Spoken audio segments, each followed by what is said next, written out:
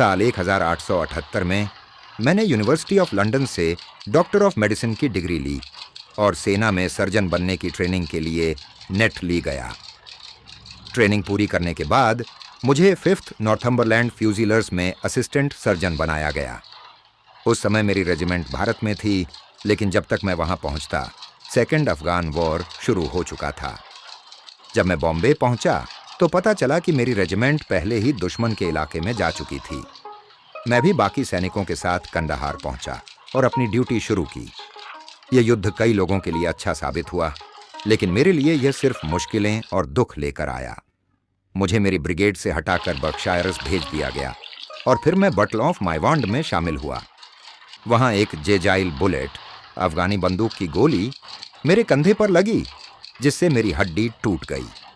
मैं लगभग दुश्मनों के हाथ लग जाता, लेकिन मेरे ऑर्डरली मरे ने बहादुरी दिखाई और मुझे एक पैक हॉर्स, सामान ढोने वाले घोड़े पर लादकर ब्रिटिश सेना तक पहुंचा दिया।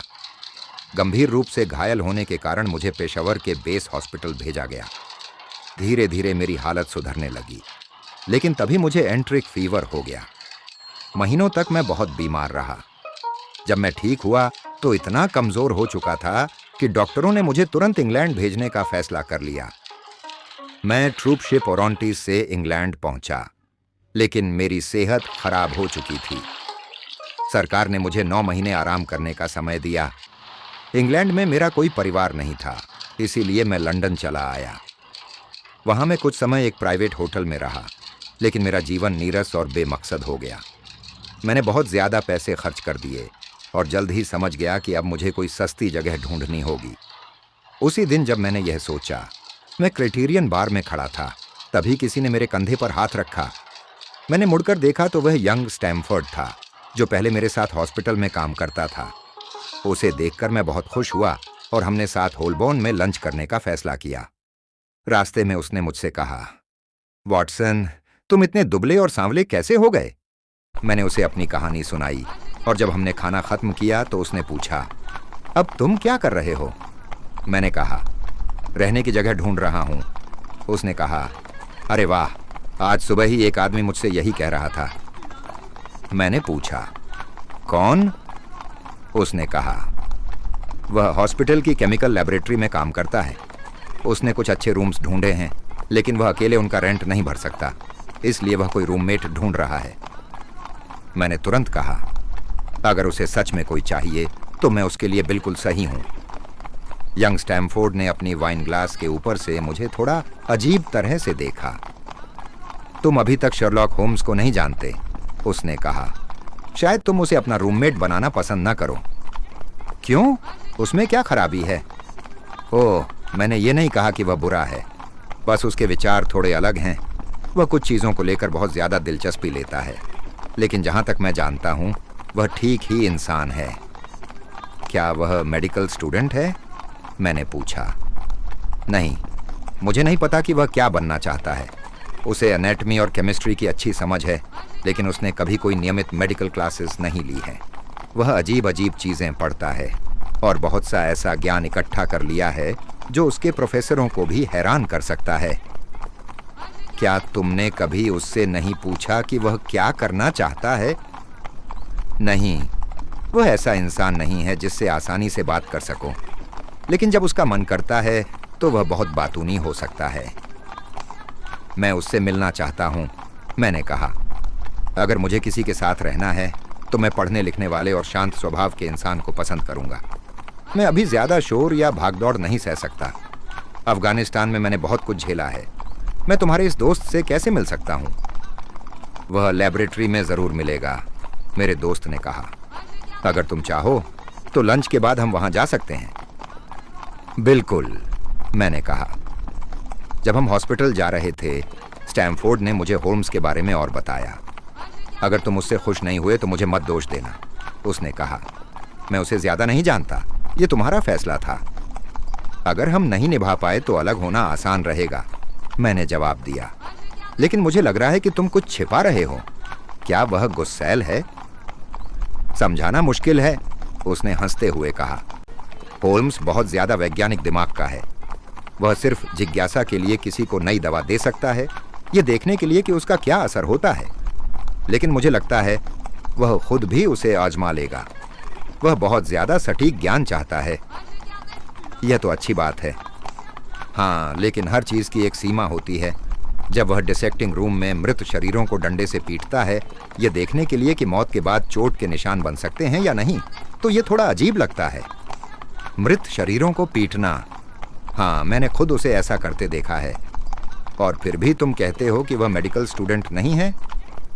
नहीं, भगवान ही जाने वह क्या करने वाला है। लेकिन अब हम पहुंच गए, अब तुम खुद देख लो।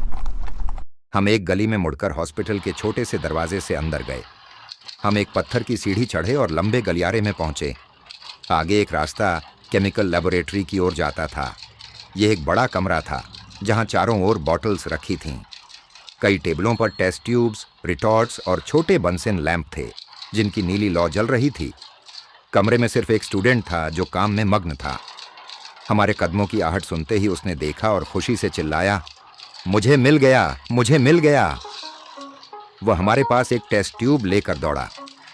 मुझे एक ऐसा रिएजेंट मिल गया है जो सिर्फ हेमोग्लोबिन से प्रतिक्रिया करता है और किसी और चीज से नहीं।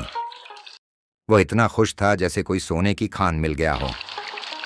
Doctor Watson, mister Sherlock Holmes, Stamford ने हमारा परिचय कराया। कैसे हो? होम्स ने गर्मजोशी से कहा और मेरा हाथ जोर से दबाया। तुम अफगानिस्तान में थे, मैं देख सकता हूं, उसने कहा। तुम्हें यह कैसे पता चला? मैंने चौंक कर पूछा। कोई बात नहीं, उसने हंसते हुए कहा। अब सवाल हीमोग्लोबिन का है। क्या तुम समझते हो कि मेरी इस खोज का क्या मतलब है? यह रसायन के लिए दिलचस्प है, लेकिन व्यावहारिक रूप से, मैंने कहा। अरे भाई, ये तो बहुत जरूरी खोज है। अब हमें खून के धब्बों की जांच करने का पक्का तरीका मिल गया है। आओ, मैं तुम्हें दिखाता हूं। उसने उत्सुकता से मेरी आस्तीन पकड़ी और अपनी टेबल की ओर ले गया। चलो, थोड़ा ताजा खून लें, उसने कहा और अपनी उंगली में एक सुई चुभोकर खून की एक बूंद निकाली। अब मैं इसे 1 लीटर पानी में डाल रहा हूं। देखो, यह बिल्कुल साफ पानी जैसा दिख रहा है। खून की मात्रा बहुत ही कम है, लेकिन फिर भी मैं इसे पहचान सकता हूं। उसने जार में कुछ सफेद क्रिस्टल डाले और फिर उसमें कुछ बूंदें पारदर्शी द्रव की मिलाईं। तुरंत ही पानी ने गहरे भूरे रंग का रूप ले लिया और नीचे थोड़ा सा भूरा चूर्ण जमा हो गया। देखो, देखा तुमने? उसने खुशी से ताली बजाई। यह कितना शानदार है। यह सच में एक अच्छा टेस्ट लगता है, मैंने कहा। बहुत बढ़िया। पुराने तरीकों से खून के दाग की पहचान करना मुश्किल था। अगर दाग पुराने हो जाते तो वे बेकार हो जाते। लेकिन यह तरीका नया हो या पुराना, हमेशा काम करेगा। अगर यह पहले खोज लिया जाता तो बहुत सारे अपराधियों को सजा मिल चुकी होती।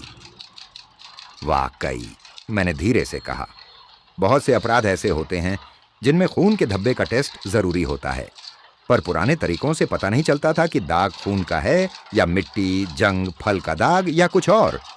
लेकिन अब शेरलॉक होम्स की जांच से यह साफ हो जाएगा। वह बहुत खुश लग रहा था, जैसे लोग तालियां बजा रहे हों और वह झुककर धन्यवाद कह रहा हो। तुम्हें बधाई, मैंने कहा, उसकी खुशी देखकर हैरान होकर। पिछले साल फ्रैंकफर्ट में एक आदमी पकड़ा गया था। अगर यह टेस्ट होता तो वह फांसी पर चढ़ जाता। फिर ब्रैडफोर्ड का एक अपराधी, म्यूलर, मॉन्टेपेलियर का लेफेवरे और न्यू ऑर्लियंस का सैमसन। मैं ऐसे 20 मामलों के नाम ले सकता हूं। तुम तो चलते फिरते अपराधों की किताब लग रहे हो, स्टैमफोर्ड हंसते हुए बोला। यह पढ़ने में मजेदार होगा, शेरलॉक होम्स ने कहा और अपनी उंगली पर एक छोटा सा प्लास्टर चिपका दिया। मुझे बहुत ध्यान रखना पड़ता है, उसने मुस्कुराते हुए कहा, क्योंकि मैं जहरीले रसायनों के साथ काम करता हूं। उसने हाथ आगे बढ़ाया और मैंने देखा कि उसकी उंगलियों पर कई प्लास्टर लगे थे और वे तेजाब से जली हुई सी दिख रही थीं। हम यहां खास मकसद से आए हैं, स्टैमफोर्ड ने कहा, एक ऊंचे स्टूल पर बैठते हुए। मेरा ये दोस्त कमरा ढूंढ रहा है और तुम भी किसी रूममेट की तलाश में थे, तो मैंने सोचा कि तुम दोनों को मिला दूं। शेरलॉक होम्स बहुत खुश हुआ। मैंने बेकर स्ट्रीट में एक शानदार जगह देखी है, उसने कहा। क्या तुम्हें तंबाकू के धुएं से कोई दिक्कत तो नहीं? मैं खुद शिप्स तंबाकू पीता हूं, मैंने कहा। बहुत बढ़िया, मैं कभी कभी रसायनों से प्रयोग करता हूं। क्या तुम्हें दिक्कत होगी? बिल्कुल नहीं। चलो, मेरी और क्या आदतें हैं? कभी कभी मैं चुप हो जाता हूँ और कई दिनों तक कुछ नहीं बोलता। इसे मत समझना कि मैं गुस्से में हूँ। बस मुझे अकेला छोड़ देना, मैं खुद ठीक हो जाऊंगा। अब तुम्हारी बारी। तुम्हारी बुरी आदतें क्या हैं? मैं हंस पड़ा। मेरे पास एक बुल पप है, मैंने कहा।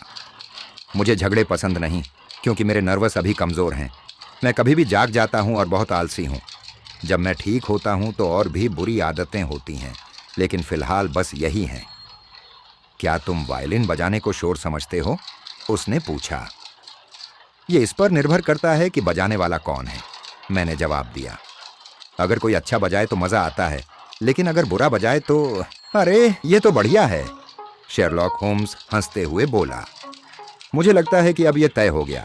अगर तुम्हें कमरे पसंद आते हैं, हम उन्हें कब देख सकते हैं? मैंने पूछा।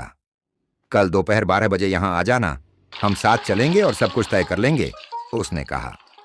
ठीक है, कल 12 बजे, मैंने कहा और उससे हाथ मिलाया। हमने उसे उसके रसायनों के साथ काम करते हुए वहीं छोड़ दिया और होटल की ओर चल पड़े। रास्ते में मैंने अचानक स्टैमफोर्ड से पूछा, अच्छा ये बताओ, शेरलॉक को कैसे पता चला कि मैं अफगानिस्तान से आया हूं? स्टैमफोर्ड मुस्कुराया और बोला, यह उसकी खास बात है। बहुत से लोग जानना चाहते हैं कि वह चीजें कैसे समझ लेता है। ओह, तो यह एक रहस्य है, मैंने उत्साहित होकर कहा। यह तो बहुत मजेदार है। तुम्हारा शुक्रिया कि तुमने हमें मिलवाया। इंसानों को समझना सच में दिलचस्प होता है। स्टैमफोर्ड हंसते हुए बोला, अगर तुम उसे समझने की कोशिश करोगे तो पाओगे कि वह तुम्हारे बारे में तुमसे ज्यादा जान जाएगा। अलविदा, मैंने कहा और अपने होटल की ओर चला गया, शेरलॉक होम्स के बारे में सोचते हुए।